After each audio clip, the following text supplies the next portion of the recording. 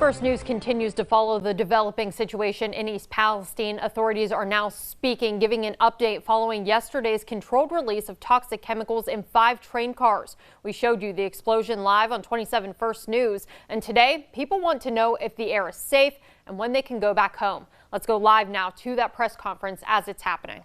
Go next and ask him whatever you would like. So I'm going to give you an update from where we left off this afternoon. At the current time, we have 1 car left to remove from the rail. All the cars have been stacked out of the way so the track can be installed. We are also starting to install the track and the track panels at this time. The next step for us, as I might have said earlier, is we will then transfer any of the loads from the tank cars that are left, the full loads, and into trucks, and then we'll be working on that. We also will have those cars on site into at least the middle of next week because they're on a hold from the NTSB for their review of the cars, NTSB and FRA. After that, we'll continue with all of our remediation activities at the site and obviously opening the track back up. One other thing I want to get out there is the reception center is open for residents that were evacuated from 8 a.m. to 8 p.m. If you own a business, you can come there if you have questions, but the claims department and their teams will go around to each business after everybody returns and go through with each business owner any of the concerns and different things. Thank you. What was your name, sir? Scott Deutsch. Spell the last name.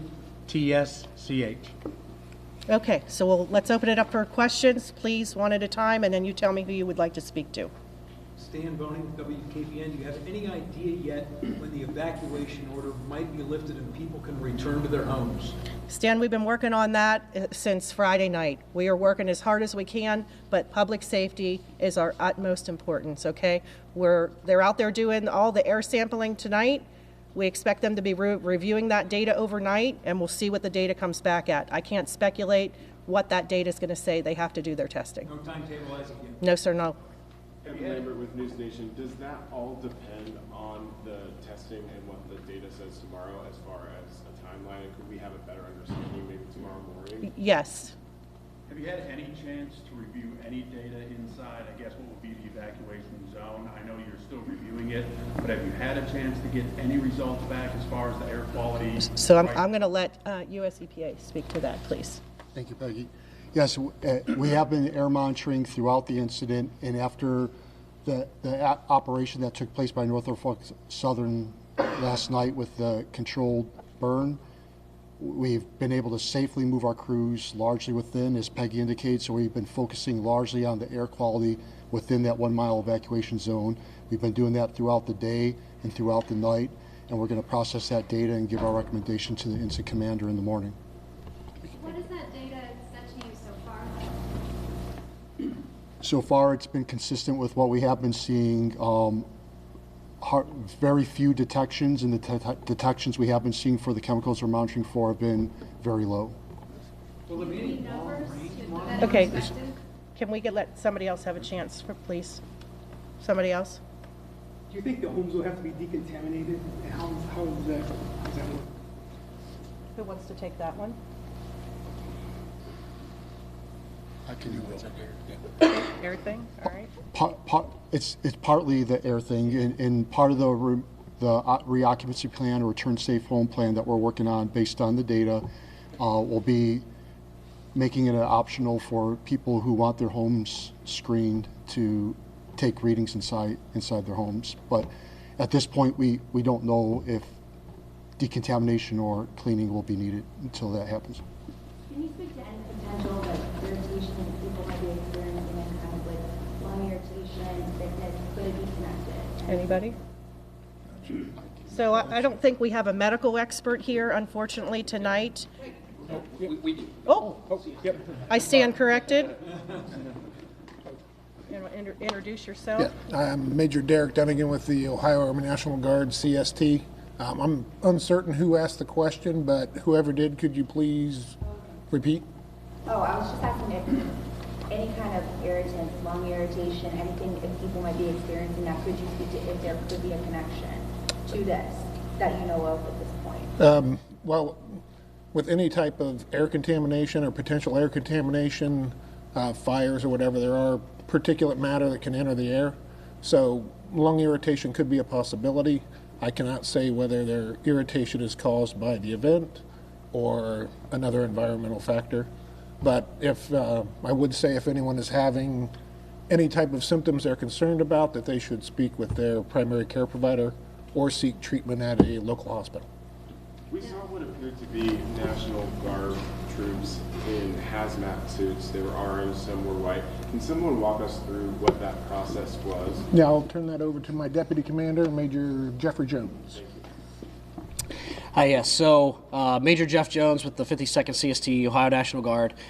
So what you saw us doing this afternoon and earlier this morning is we had teams going into those exclusion zones and taking a look at public safety samples inside of some of the buildings downtown, specifically the police department, fire department, and the administration buildings. And what we were doing was to supplement the air monitoring that the EPA and we are already doing, was to do that inside the homes as well, so we could verify that any of the chemicals that we are looking for in relation to the train derailment, see if those are inside the home and if the homes might be safe to reoccupy. So that's what you saw in those suits. We start off at the highest level of protection, which is those orange suits that you saw. That helps us in case there was something in that area that would protect our team the most. And we always start high and we start to come down. And after our checks this afternoon, we are downgrading our posture as we go and getting to those white suits, which are less protective, and changing our breathing apparatuses as we go into the homes now. Because we're not finding those high levels that would require those suits. And we're only going to continue to downgrade that posture throughout the night and into tomorrow. Anybody else? Just real quick, Mayor, have you thought, you've addressed this, I think, to some degree in previous briefings, but have you thought about kind of what's next moving forward? You don't know what exactly that will require yet, but just in terms of community coming together and how you guys... We have a very strong community here. They come together as a team. When there's incidents of people getting sick or events to raise money for people, this is a very giving, caring community. Everybody's just on edge. We appreciate how everybody's handled this so far. For the majority of residents have really understood what's going on here. This is new to all of us.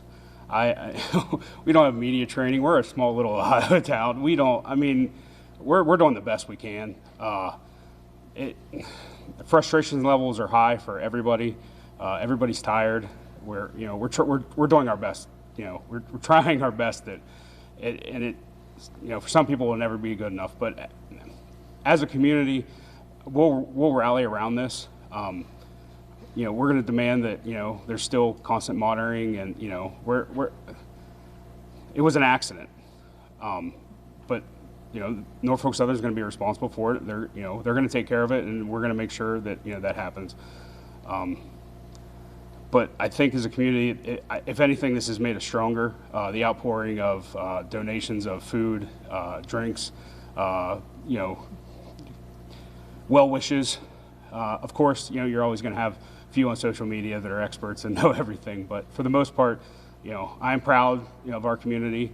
I do apologize for some of the errors I've made in speaking, but we're all new to this, so we're trying our best. That's all I can say. Okay, just one more question. When you mentioned that your hope for constant monitoring, what are some of the longer-term concerns that you or your citizens may be hearing, especially if we know that some of these chemicals are linked to cancer down the road? I mean, how much of a long-term commitment are you expecting? So I am by no means an expert, even though I've heard so much about chemicals in the last 4 days that has made my head spin. I'm expecting them to do the right thing. I hope they will do the right thing. We have to rely on the experts for this. The Ohio EPA, the U.S. EPA, I am positive they're going to be here for a long time.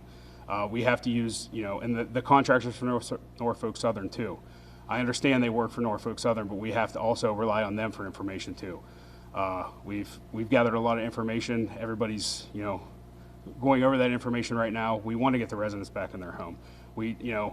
I hate that, we had to pull the residents out of our home. Nobody likes that, just please be patient. We're working diligently. Hopefully by tomorrow we have some answers. We can't promise anything, but I just beg of you to just give us some time. We're working this out as fast as humanly possible. Okay. All right. Set a time for tomorrow's press conference. We will make sure that gets out. If we don't have any giant interesting information to give you tomorrow morning, it's not worth dragging you all down here. So we'll make sure that gets tweeted out. I think the patrol has the ability to make that happen, so we'll make sure you guys are aware. There will be a press conference at some time tomorrow. We just don't know what time. What Twitter feed should we be following? We can follow up with you. Yeah. Thanks, Megan. All right, and that was another press conference from officials in East Palestine. Just a few takeaways before we give you back to programming tonight.